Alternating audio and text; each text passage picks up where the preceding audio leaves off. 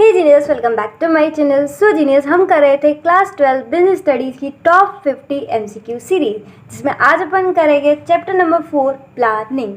और ये MCQ booklet आपको ऐप पर अवेलेबल हो जाएगी। कोई भी दिक्कत हो तो इंस्टा पर मैसेज कर सकते हो। तो चलिए फटाफट से एमसीक्यू बुकलेट निकालते हैं और चैप्टर नंबर 4 प्लानिंग को भी आसान बनाते हैं।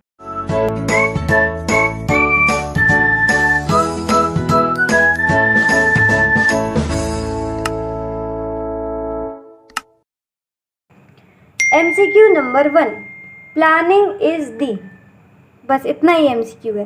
क्या लिखा हुआ है? Planning is the options are A, primary और first function of management, B, last function of management, C, both A and B, या फिर D, none of the above. तो सिलेक्ट करो, बहुत सिंपल सा है। प्लानिंग कौन सा फंक्शन होता है? फर्स्ट होता है, लास्ट होता है, या बोथ होता है, या फिर नन? तो इसका करेक्ट आंसर है ए, प्लानिंग इज दी प्राइमरी, और बोल सकते हैं फर्स्ट फंक्शन ऑफ मैनेजमेंट, क्योंकि मैनेजमेंट के 5 फंक्शंस होते हैं।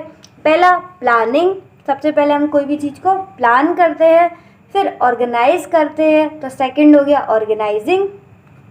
फिर हम एम्प्लॉयज़ को रिक्रूट करते हैं, उसको हम बोलते हैं स्टाफिंग। फिर हम एम्प्लॉयज़ को डायरेक्शन प्रोवाइड करते हैं, उसको हम बोलते हैं डायरेक्टिंग। और लास्ट में हम करते हैं फॉलो अप, मतलब जो हमने एम्प्लॉयज़ को डायरेक्शन दिए है क्या वो सही तरीके से कर रहे हैं या नहीं। तो फॉलो अप को हम बोलते हैं कंट्रोलिंग। तो पहला होता है प्लानिंग, ऑर्गेनाइजिंग, स्टाफिंग, डायरेक्टिंग और कंट्रोलिंग। तो पहला फंक्शन बताओ कौन सा हुआ? Planning. MCQ number 2, making assumptions for future is called. जब भी हम फ्यूचर को लेकर कुछ अजम्पशंस बनाते हैं तो हम उसको क्या बोलते हैं? The options are A, making derivative plans, B, making policy, C, setting planning premises, या फिर D, all of the above. अब ऑल ऑफ दी अबव की वजह से तुक्का मत मारना कि ऑल ऑफ दी अबव ही आंसर होगा। ध्यान देना, फिर आंसर देना। तो इसका करेक्ट आंसर है सी, सेटिंग प्लानिंग प्रीमाइसेस। यहाँ पर बोल रहे थे अजम्पशंस जब भी हम बनाते हैं फ्यूचर को लेकर, और अजम्पशन का अगर दूसरा नाम ही माना जाए तो वो होता है हमारा प्रीमाइसेस। ठीक है, प्रीमाइसेस। अब ये प्रीमाइसेस वो नहीं है, आप सोचो कोई हमने बिल्डिंग खरीद ली, लैंड खरीद लिया, वो प्रीमाइसेस नहीं है। ठीक है, प्रीमाइसेस का मतलब यहाँ पर क्या है? अजम्पशंस बनाना, उसको हम बोलते हैं प्रीमाइसेस। ठीक है, वो प्रीमाइसेस भी होता है और ये प्रीमाइसेस भी होता है, पर दोनों को आपको अलग रखना है। प्रीमाइसेस का मतलब लैंड और बिल्डिंग भी हो सकता है, लेकिन यहाँ पे प्रीमाइसेस का मतलब क्या होता है? अजम्पशन सेट करना। और ये क्वेश्चन आया था आपका प्लानिंग प्रोसेस में से। एक बार मैं आपको प्लानिंग प्रोसेस भी समझा देती हूँ, तो ये आपका टॉपिक आगे भी आपको काम आएगा। तो इसमें देखो हम क्या करते हैं, प्लानिंग प्रोसेस, किस तरीके से प्लानिंग की जाती है उसका प्रोसेस जानते हैं। सबसे पहले हम सेट करते हैं ऑब्जेक्टिव कि हमें चाहिए क्या। तो हम क्या करते हैं, एक टारगेट सेट करते हैं कि हमें क्या चाहिए। उसके बाद डेवलपिंग प्रीमाइसेस, प्रीमाइसेस का मतलब उस टारगेट से रिलेटेड हम कुछ अजम्पशंस लेते हैं, कुछ प्रिडिक्शंस लेते हैं, मतलब फ्यूचर में क्या क्या होने वाला है उस तरीके का। ठीक है, जैसे कि आप लोगों ने अभी ऑब्जेक्टिव सेट किया होगा कि हमें बोर्ड्स में 90+ स्कोर करने हैं, तो ये है आपका टारगेट। उसके बाद आप क्या करते हो सेकेंड स्टेप में, डेवलपिंग प्रीमाइसेस, यानी कि आप कुछ अजम्पशंस ले रहे हो फ्यूचर के रिगार्डिंग कि हाँ हमारे दिसंबर में एग्ज़ाम्स होंगे। तो ये क्या है? आपका एक प्रिडिक्शन है, एक अजम्पशन है कि ऐसा होगा। अब कोरोना के चलते कुछ भी हो सकता है, लेकिन हमारा एक पॉजिटिव यही अजम्पशन है कि वो एग्ज़ाम्स होंगे। तो पहला हमने टारगेट सेट कर लिया कि हम 90+ स्कोर करेंगे, और सेकंड अजम्पशंस कि हमारे एग्ज़ाम होंगे। तीसरा, listing the various alternatives for achieving the objective. अब उस ऑब्जेक्टिव को अचीव करने के लिए हमारे पास काफ़ी सारे ऑल्टरनेटिव्स होते हैं। जैसे कि हमें 90+ स्कोर करना है, ये हमारा ऑब्जेक्टिव है, लेकिन इसको स्कोर करने के लिए हमारे पास काफ़ी सारे ऑल्टरनेटिव्स होते हैं। हमारे पास काफ़ी सारे एमसीक्यू बुकलेट होगी, हमारे पास काफ़ी सारे नोट्स होंगे। ठीक है, तो उन सबको हमें क्या करना है? लिस्ट करना है, ऐसे करके लिख देना है, ये इस टीचर के है, ये इस टीचर के, ये इस टीचर के। ठीक है, उसके बाद इवैल्यूएशन, इवोल्यूशन नहीं होगा यहाँ पर, क्या होगा? Evaluation. Evaluation of different alternative. Evaluation का मतलब होता है हम इवेल्युएट करते हैं कि कौन सा अच्छा है कौन सा अच्छा नहीं है। इसमें हम सारी चीज़ें देखते हैं। किसी नोट्स की हम क्या देखते हैं, उसके एडवांटेज देखते हैं और उसकी डिसएडवांटेज देखते हैं। इसको हम बोलते हैं pros and cons. Comparing all the available options with their pros and cons, यानी कि जो भी सारे हमने ऊपर ऑल्टरनेटिव लिस्ट करे थे, जो भी हमने ऑल्टरनेटिव ऊपर लिखे थे, अब हम क्या करेंगे, उनको आपस में कंपेयर करेंगे। ठीक है, कि किसकी ज़्यादा एडवांटेज है। देखो हर किसी के में प्रोज हो सकते हैं और हर किसी में कॉन्स। हर किसी की एडवांटेज भी होती है और हर किसी की डिसएडवांटेज। तो हमें फोर्थ पॉइंट में क्या करना है, सबकी एडवांटेज और सबकी डिसएडवांटेज लिखनी है। उसके बाद हम इवेल्युएट करेंगे कि हमारे लिए कौन सा बेस्ट है। ठीक है, तो हमारे लिए कौन सा बेस्ट होगा बताओ। हमारे लिए वो बेस्ट होगा जिसमें ज़्यादा से ज़्यादा एडवांटेज होंगी और कम से कम डिसएडवांटेज होंगी। ठीक है, तो अब तक देखो 4 पॉइंट में हमने क्या कर लिया, ऑब्जेक्टिव सेट कर लिया, 90+ स्कोर करेंगे। कुछ अजम्पशन, कुछ प्रीमाइसेस डेवलप करें कि हमारे दिसंबर में एग्जाम्स हो गए। थर्ड में हमने क्या किया, वेरियस ऑल्टरनेटिव को लिस्ट कर लिया, एक बार लिख लिया कि ये तरीका है कि हम 90+ स्कोर कर सकते हैं।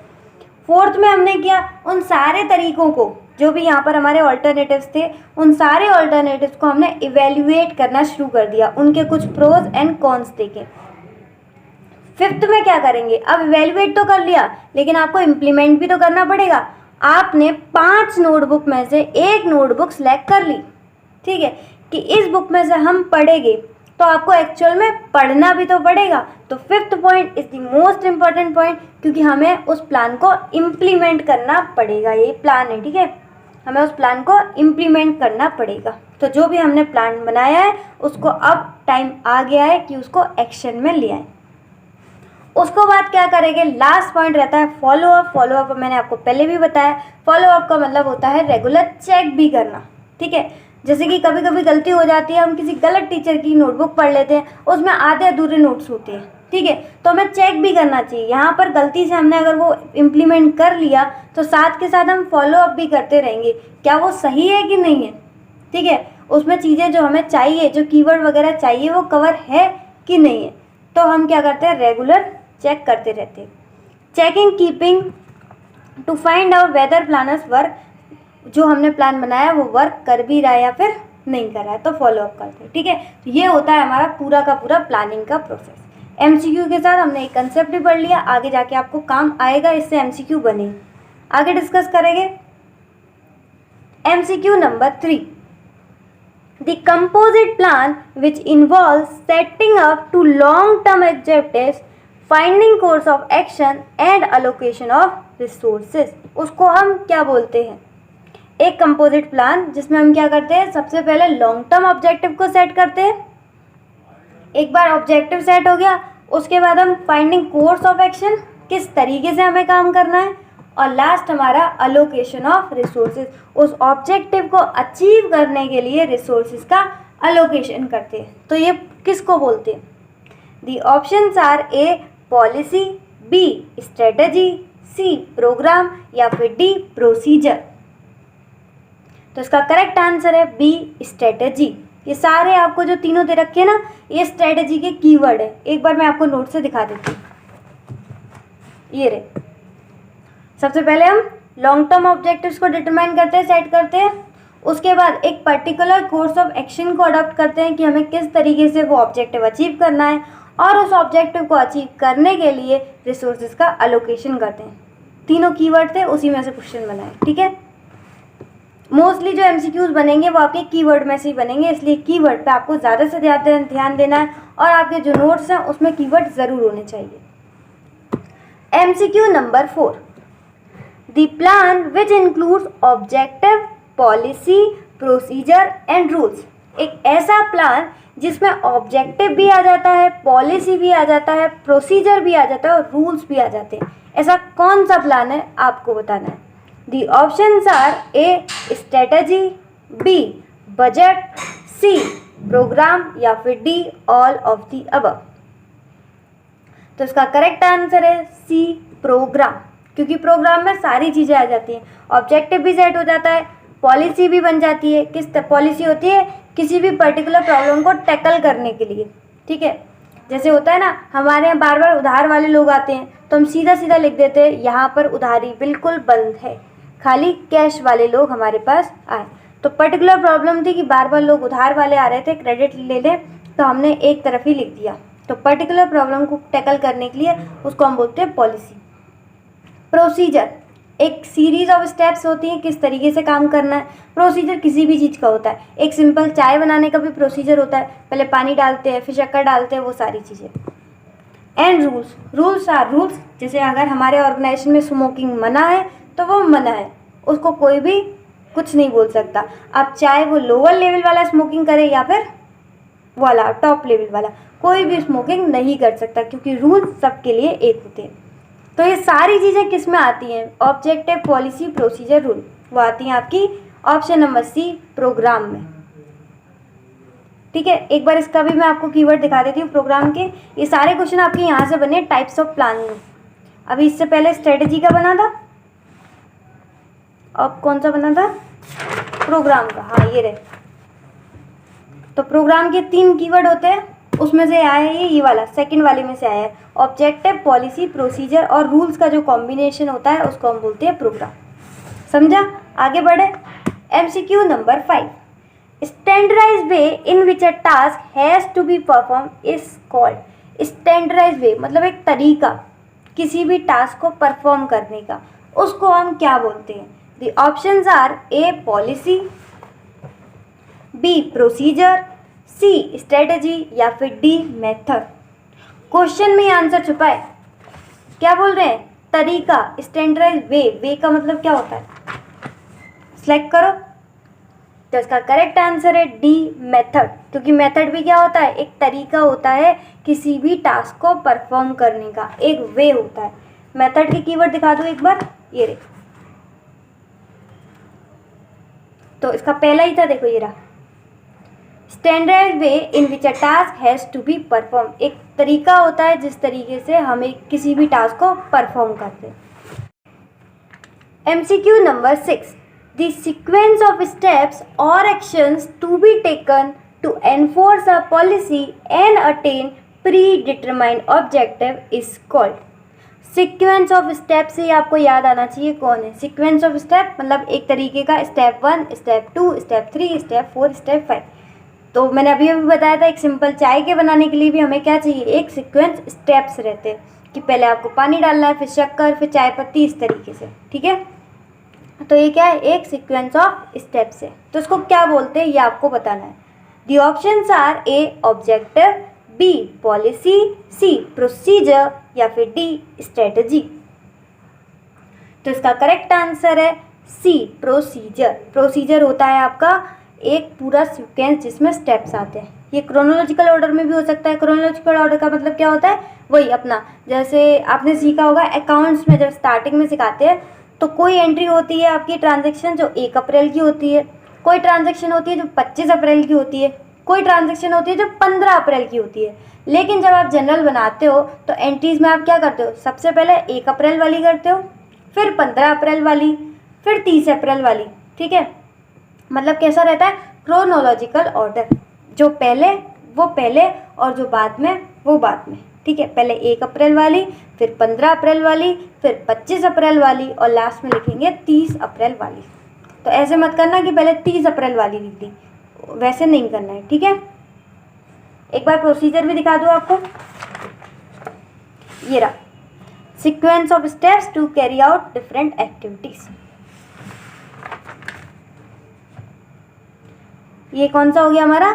6। अब बढ़ते हैं MCQ number 7, organizations own customized way of handling problems और taking decision is called. Organization का अपना ही एक कस्टमाइज्ड वे रहता है किसी भी प्रॉब्लम को हैंडल करने का।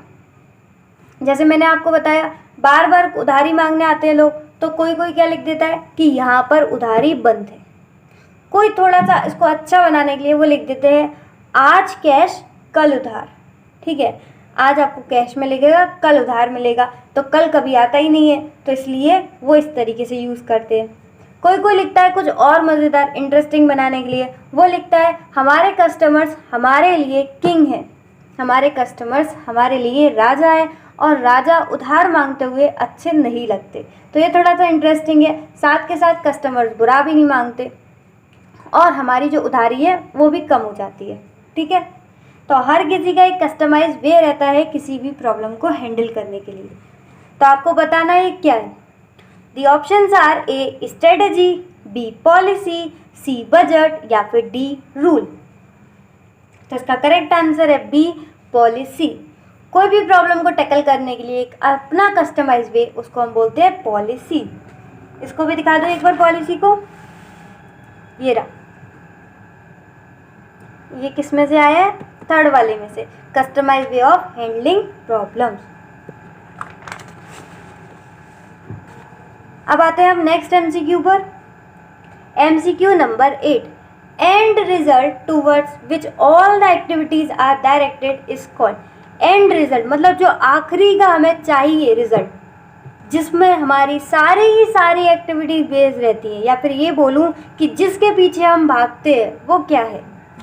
दी options are A policy, B strategy, C objective या फिर डी प्रोग्राम। तो इसका करेक्ट आंसर है सी ऑब्जेक्टिव। ऑब्जेक्टिव होते हैं हमारे एंड रिजल्ट, जिसके पीछे जो भी सारी एक्टिविटीज़ होती हैं वो उसी के पीछे होती है। जैसे कि आपका जो ऑब्जेक्टिव सेट किया था अभी हमने, जब हम प्लानिंग प्रोसेस पढ़ रहे थे टॉपिक, तब आपने ऑब्जेक्टिव सेट किया था कि हमें 90+ स्कोर करने हैं बोर्ड्स में। तो आपकी अब जितनी भी एक्टिविटीज़ होंगी वो किसके पीछे भागेगी? उस 90+ के ऊपर। तो आपकी जितनी भी एक्टिविटीज़ होंगी वो कहाँ डायरेक्टेड रहेगी? 90 की तरफ। तो आप बताओ, आप पढ़ोगे या फिर सोशल मीडिया यूज़ करोगे? सिंपल सी बात है, आप पढ़ने में ज़्यादा ध्यान लगोगे और सोशल मीडिया पे वही चीज़ें यूज़ करोगे जो आपके लिए फ़ायदेमंद है। जैसे कि अभी आप यूट्यूब पर वीडियो देख रहे हो, कौन सी? Educational video. तो इसको क्या बोलते हैं? एजुकेशनल वीडियो में देख रहे हो, किस लिए? ताकि हम और ज़्यादा अच्छा स्कोर कर सकें। तो आपका क्या है? एंड रिज़ल्ट अच्छा हो। ठीक है, तो आपकी सारी एक्टिविटीज़ किस तरफ है? एंड रिजल्ट की तरफ, 90 स्कोर करने की तरफ। और बिल्कुल आशा है कि आप स्कोर करोगे। इसी तरीके से मन लगाकर पढ़िए। बढ़ते हैं नेक्स्ट एमसीक्यू पर। MCQ number 9, controlling device from which deviations can be taken care of. Deviation का मतलब होता है जो डिफरेंस आ जाता है, जो फ़र्क आ जाता है। तो एक ऐसा कंट्रोलिंग डिवाइस जिसके ज़रिए जो डेविएशंस आने के चांसेस हैं या फिर डेविएशन जो आ जाते हैं उनको हम टेक केयर कर पाएँ, उनका ख्याल रख पाएँ, ये बोल सकते हैं, या उनको ठीक कर सकें। सही समय पर हम डेविएशंस को ठीक कर सकें, ऐसा कौन सा कंट्रोलिंग डिवाइस है? The options are A procedure, B strategy, C policy या फिर डी बजट। तो इसका करेक्ट आंसर है डी बजट। बजट एक तरीके का कंट्रोलिंग डिवाइस होता है जिससे हमें क्या रहता है? डेविएशन आने के चांसेस कम रहते हैं। उसमें हम चेक करते हैं बार बार। जैसे कि आपके घर में भी बजट बनता होगा। क्यों बनता है? सिंपल इसलिए बनता है ताकि आप ज़्यादा खर्च ना कर दो। आपको भी पॉकेट मनी जो मिलती होगी वो एक स्पेसिफिक अमाउंट मिलता होगा। क्यों मिलता है याद है आपको? वो इसलिए मिलता है ताकि आप एक लिमिट से ज़्यादा खर्च ना करो, और अगर खर्च करते हो तो उन्हें पता चल जाता है। तो वो बजट के ज़रिए आपका चेक कर सकते हैं कि इस टाइम आपको 5,000 मिले थे लेकिन आपने 10,000 खर्च कर दिए, तो बजट में 5,000 होगा और आपका खर्चा होगा 10,000। तो वहाँ से वो क्या कर सकते हैं? कंट्रोल कर सकते हैं। इसलिए हम बजट को बोलते हैं एक कंट्रोलिंग डिवाइस। एक बार बजट के भी कीवर्ड्स दिखा देती हूँ। ये रही, इसमें क्या होता है? एक स्टेटमेंट होता है एक्सपेक्टेड रिजल्ट के लिए, जिसको हम क्या करते हैं? न्यूमेरिकल टर्म्स में एक्सप्रेस करते हैं कि फ्यूचर में ये रिजल्ट रहेगा। और अगर हमें लगता है कुछ डेविएशंस आते हैं तो हम साथ के साथ क्या करते हैं? कंट्रोल करना शुरू कर देते हैं। तो इस वाले में से आया ये एमसीक्यू। ये हो गए हमारे 9। बढ़ते हैं 10 पर। MCQ number 10, planning is performed at. Planning कौन सी लेवल पर परफॉर्म की जाती है? The options are A top level, B middle level, C supervisory level. Supervisory level अपना वही ऑपरेशनल लेवल जो सबसे लोअर लेवल होता है, डी ऑल लेवल। सिलेक्ट करो। तो इसका करेक्ट आंसर है D all level. Top level पे भी प्लानिंग होती है, मिडिल लेवल पे भी होती है, सुपरवाइजरी पे भी होती है। जो भी बहुत बड़े डिसीजंस होते हैं, किस बिजनेस में जाना है, किस बिजनेस में नहीं जाना, वो डिसाइड करते हैं टॉप लेवल। मिडिल लेवल जैसे HR हुआ, मार्केटिंग हुआ, ये सारे डिसीजंस लेते हैं मिडिल लेवल। और बहुत छोटे टाइप के डिसीजन, डेली की जो रेपिटेटिव डिसीजंस होते हैं वो कौन लेते हैं? सुपरवाइजरी लेवल, या फिर बोल सकते हो ऑपरेशनल लेवल, या फिर बोल सकते हो लोअर लेवल। ठीक है, और ये आपका, इसको हम बोलते हैं प्लानिंग एक परवेसिव। प्लानिंग हर लेवल पे होता है, ये प्लानिंग का एक कैरेक्टरिस्टिक भी है। ये रहा, प्लानिंग इज परवेसिव क्योंकि planning is required at all levels. Next MCQ, MCQ number 11। Planning क्या है? The options are A routine activity, B mental exercise, C none of the above, या फिर D all of the above. बहुत simple है, बहुत। ये आपका ये भी कैरेक्टरिस्टिक में से ही आया है, तो उसका करेक्ट आंसर है B, planning is a mental exercise. क्योंकि यहाँ पर हमें बहुत सारी इंट्यूटिव और एनालिटिकल स्किल्स चाहिए होती है, इसलिए हम इसको बोलते हैं मेंटल एक्सरसाइज। तो प्लानिंग क्या है? एक मेंटल एक्सरसाइज, क्योंकि इसमें एक हाई लेवल ऑफ थिंकिंग, जो मैंने आपको बोला ना, एनालिटिकल थिंकिंग चाहिए हमें, इंट्यूटिव थिंकिंग जो चाहिए, इसलिए चाहिए क्योंकि यहाँ पर हमें कुछ अजम्पशंस लेने पड़ते हैं, कुछ प्रिडिक्शंस लेने पड़ते हैं, और उसके लिए हाई लेवल ऑफ थिंकिंग तो चाहिए। और इसके हम क्या बोलते हैं? प्लानिंग को एक इंटेलेक्चुअल प्रोसेस भी बोलते हैं। तो प्लानिंग क्या है? एक mental exercise. MCQ number 12, after implementation of plan. जब हम प्लान को इम्प्लीमेंट कर देते हैं, मतलब जो भी हमने प्लान बनाया है, अब फाइनली हम उसको एक्शन में लेके आते हैं, उसके बाद भी क्या कुछ करते हैं? देखो, हमने एक प्लान बनाया और उसको हमने इम्प्लीमेंट कर दिया, मतलब उस पर काम करना हमने शुरू कर दिया, तो क्या वही तक कहानी खत्म हो जाती है, या फिर एक और चीज़ हम करते हैं? आपको याद हो रहा होगा, इसलिए मैंने आपको प्लानिंग प्रोसेस अभी पूरा समझा दिया था, क्योंकि पता था इसमें से क्वेश्चन बनेंगे ही बनेंगे। ठीक है, तो आपको आंसर बताना है इसका। The options are A, planning end, मतलब प्लानिंग खत्म हो जाती है, प्लान बनाओ उसे इम्प्लीमेंट करो, प्लानिंग खत्म। बी, क्या एक नया प्लान बन जाता है, न्यू प्लान इज मेड। सी, क्या हम फॉलो अप करते हैं, फॉलो अप इज डन। या फिर डी, हम कुछ भी नहीं करते, नन ऑफ द अबव। तो इसका करेक्ट आंसर है सी, फॉलो अप इज डन। हम कोई भी सबसे पहले प्लान बनाते हैं, उसके बाद इम्प्लीमेंट करते हैं, और लास्ट स्टेप हमेशा क्या रहता है? Follow up. साथ के साथ आपको कंट्रोल भी करना है कि क्या आपने जो प्लान बनाया था वो सही रिजल्ट दे रहे हैं या फिर नहीं दे रहे। ये रहा, समझाया था मैंने अभी आपको। MCQ number 13, standing plan. Standing plan ये दो तरीके के थे, स्टैंडिंग प्लान था और एक सिंगल यूज प्लान था। उम्मीद है आपने कहीं ना कहीं कैसे भी करके इसे पढ़ा हो, नहीं पढ़ा हो तो अभी 2 मिनट में समझ में आ जाएगा, बहुत ईजी है। तो स्टैंडिंग प्लान क्या होता है? The options are A, stands as an example for other planner. B, recurring plan. C, discarded after use. या फिर D, all of the above. तो इसका करेक्ट आंसर है B, recurring plan. Standing plan का मतलब होता है एक बार हमने प्लान बना लिया और वो बार बार प्लान हम यूज कर सकते हैं, मतलब उसको हम क्या करते हैं? रिकरिंग प्लान, बार बार यूज कर सकते हैं। सी ऑप्शन तो बिल्कुल गलत है। सी ऑप्शन में लिख रहा है डिस्कार्डेड आफ्टर यूज, मतलब आपने एक बार इसे यूज कर लिया उसके बाद इसे खत्म कर देते हैं, तो ऐसा बिल्कुल भी नहीं है। ये किसके लिए डिस्कार्डेड आफ्टर यूज? ये सिंगल यूज प्लान के लिए। सिंगल यूज़ प्लान वो होते हैं जो हम सिर्फ एक बार यूज़ करते हैं, एक बार यूज़ करके हम उसको क्या कर देते हैं? ख़त्म कर देते हैं, यानी कि डिस्कार्ड कर देते हैं आफ्टर यूज़। लेकिन स्टैंडिंग प्लान को हम डिस्कार्ड नहीं करते हैं, ये वो प्लान होते हैं जो बार बार हम यूज़ कर सकते हैं, तो इसलिए हम इसको क्या बोलते हैं? Recurring plan. तो स्टैंडिंग प्लान जो बार बार यूज़ करते हैं, सिंगल यूज़ प्लान जो सिर्फ एक बार यूज़ करते हैं, एक बार यूज़ करके उसको हम डिस्कार्ड कर देते हैं। समझा स्टैंडिंग प्लान और सिंगल यूज प्लान में फ़र्क? Great. Now come to the MCQ number 14। Single use plan कौन से होते हैं? Used only once, used for one single department, used by single individual, या फिर D, all of the above. फिर से ऑल ऑफ द अबव के चक्कर में मत पढ़ना, अच्छे से पढ़ना। तो इसका करेक्ट आंसर है ए, यूज्ड ओनली वन। जिस तरीके का आपका क्वेश्चन है उसी से समझ में आ रहा है, सिंगल यूज प्लान यानी कि सिर्फ एक बार ही यूज़ कर सकते हो, और एक बार यूज़ करके हम उसको क्या कर देते हैं, ख़त्म कर देते हैं, डिस्कार्ड कर देते हैं। तो कितनी बार यूज़ होता है, यूज्ड ओनली वन। तो इसका करेक्ट आंसर है ए। MCQ number 15, planning establish base और स्टैंडर्ड फॉर। प्लानिंग किसके लिए एक स्टैंडर्ड सेट कर देता है, किसके लिए बेस बनता है।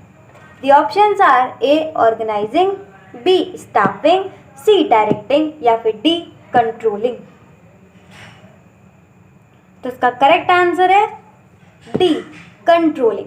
प्लानिंग किसके लिए बेस बनता है, कंट्रोलिंग के लिए। तो देखो जब हम कंट्रोलिंग करते हैं कि इतने यूनिट्स बने या नहीं बने, तो हम किसको बेस लेकर चलेंगे, सिंपल सी बात है, प्लानिंग को। अगर आप अपना रिजल्ट को देखोगे तो आप कंट्रोलिंग कैसे करोगे, आप अपने रिजल्ट के मार्क्स देखोगे कि मेरे मार्क्स 91 आए हैं, और जब आप अपने एक्सपेक्टेशन को देखोगे, अपने प्लान को देखोगे, तो प्लान में लिखा था 95, तो आप क्या सोचोगे कि मेरे जो मार्क्स है वो कम आए हैं मेरे प्लान से। तो आपने बेस किसको लिया यहाँ पर, किसको स्टैंडर्ड माना था, प्लान को। ठीक है, तो प्लानिंग किसके लिए बेस रहता है, कंट्रोलिंग के लिए। समझा। तो यहाँ पर हमारे MCQ 15 MCQ खत्म हो गई है। एक बार मैं आपको सिंगल यूज प्लान और स्टैंडिंग प्लान जो भी समझाया वो एक बार नोट से दिखा देती हूँ। देखो यहाँ पर लिखा था सिंगल यूज प्लान होता है, ये हम डिस्कार्ड कर देते हैं एक बार यूज़ करके। ये सारे कीवर्ड है आपके चारों, अच्छे से देख लो, इस पर क्वेश्चन बन सकता है। और दूसरा था हमारा स्टैंडिंग प्लान, जो कि रिकरिंग प्लान होते हैं, इनडेफिनेट पीरियड कभी भी तक यूज़ कर सकते हैं। ये सारी चीज़ें लिखी हुई है, ठीक है। जैसे कि पॉलिसी, एक बार लिख दोगे आप कि हमारे यहाँ उधारी बंद है, तो वो हमेशा से आपका वो प्लान चलता रहेगा, चाहे इस साल हो चाहे अगली साल, तो वो रहेगा आपका स्टैंडिंग प्लान। 15 के 15 MCQ को समझ में आए अच्छे से। MCQ number 16, a company is manufacturing garments. एक कंपनी है जो कि क्या मैन्युफैक्चर करती है, गारमेंट्स। गारमेंट्स मतलब वही अपने कपड़े वगैरह। The manager wants to increase profits by purchasing new high speed machine. Manager क्या चाहते हैं कि उनके जो है प्रॉफिट्स बढ़ जाए, और उन प्रॉफिट्स को बढ़ाने के लिए उन्होंने क्या परचेज कर रहे हैं, न्यू हाई स्पीड मशीन। और इंक्रीजिंग द सेल प्राइस, अब प्रॉफिट बढ़ाना है तो साथ के साथ क्या कर रहे हैं, सेल प्राइस को भी बढ़ा दिए हैं। तो SP बढ़ जाएगा, सेल प्राइस बढ़ जाएगा, तो ऑलरेडी पैसा हमारे पास क्या आएगा, इससे हमारे पास पैसा ज़्यादा आएगा और हमारा प्रॉफिट बढ़ जाएगा। और using waste material in manufacturing stuffed toy. ध्यान देना, क्या बोल रहे हैं, अब गारमेंट्स का काम है, कपड़े का काम है, तो कुछ कपड़ा तो उनका वेस्ट रह जाता होगा, किसी शर्ट में नहीं लगा, तो वो जो कपड़े बच जाते हैं उनके लिए वो क्या कर रहे हैं, उस वेस्ट मटेरियल को स्टफ्ड टॉय बना रहे हैं। स्टफ्ड टॉय का मतलब पता है आपको, जो वो सॉफ्ट टॉयज वगैरह जो आप खरीदते हो ना, टेडी बियर वगैरह, वो सब। तो उसमें क्या करते हैं, उसमें एक टेडी बियर होता है, बाहर से उसके ऊपर बढ़िया सा कपड़ा लगा रहता है, और अंदर उसके कुछ है स्टफ्ड भरा रहता है। स्टफ्ड का मतलब समझ रहे हो, स्टफिंग करना। तो उसमें कुछ वेस्ट मटेरियल का स्टफिंग कर दी जाती है, तो उससे क्या हो जाता है, आपका एक नया का नया सॉफ्ट टॉय तैयार हो जाता है। तो केस स्टडी आपको समझ में आई। केस स्टडी किसकी है, एक कंपनी जो कि गारमेंट्स मैन्युफैक्चर करती है, तो वो क्या करना चाहते हैं, अपना प्रॉफिट्स बढ़ाना चाहते हैं, उसके लिए उन्होंने हाई स्पीड मशीन ली है, साथ के साथ सेल प्राइस भी बढ़ाना चाहते हैं, तभी तो प्रॉफिट बढ़ेंगे। उसके साथ साथ जो वेस्ट मटेरियल होता है, जो भी कपड़ा वगैरह बच जाता है, उसको वो भर कर क्या करते हैं, स्टफिंग करके एक स्टफ टॉयज भी बनाना चाहते हैं। He decided that using waste material is the best solution for him. उन्होंने डिसाइड किया कि जो हम वेस्ट मटेरियल को यूज़ कर रहे हैं ये सबसे बेस्ट सॉल्यूशन है उनके लिए। ठीक है, तो यहाँ पर क्या हो रहा है, यहाँ पर वो सारे क्या ले रहे हैं, डिसीजंस वगैरह ले रहे हैं। तो आपको ये कंसेप्ट बताना है मैनेजमेंट का कौन सा है। Identify the concept of management involve. The options are A directing, B coordination, C planning या फिर डी ऑर्गेनाइजिंग। तो इसका करेक्ट आंसर है सी प्लानिंग, क्योंकि यहाँ पर जो भी है वो अभी तक प्लानिंग चल रही है, किसी को हमने डायरेक्शंस नहीं दिए, सिर्फ और सिर्फ प्लान कर रहे हैं। तो ये कौन सा कंसेप्ट हुआ मैनेजमेंट का, आपका प्लानिंग। तो करेक्ट आंसर सी। आगे बढ़े। MCQ number 17, Rahim wanted to start with a stationery app. Rahim क्या बनाना चाहते हैं, एक स्टेशनरी ऐप। स्टेशनरी वही अपनी पेन पेंसिल यही सब। To help students of school and college to provide stationery to them. वो चाहते हैं कि एक स्टेशनरी ऐप बनाए जिससे कि भी जो भी स्कूल के कॉलेज के बच्चे हैं उन सबको स्टेशनरी प्रोवाइड हो जाए। He felt that students were not able to get the needed stationery easily and hence wanted to provide the stationery directly to students in the school. उनको समझ में आ रहा है, ऐसा कुछ दिख रहा है कि जब वहाँ के जो स्टूडेंट्स हैं उनको ईजीली अवेलेबल नहीं हो पाती है स्टेशनरी, इसलिए उन्होंने सबसे बेस्ट वे किया कि वो ऐप बनाएंगे और उससे डायरेक्टली उनके स्कूल में उनके पास स्टेशनरी पहुँचाएंगे। तो बच्चों को कोई टेंशन लेने की ज़रूरत नहीं है, उनको स्टेशनरी उनके स्कूल में मिल जाएगी। He lists out the various way of setting up this business and finally selected the best way to set up this business is by developing an app.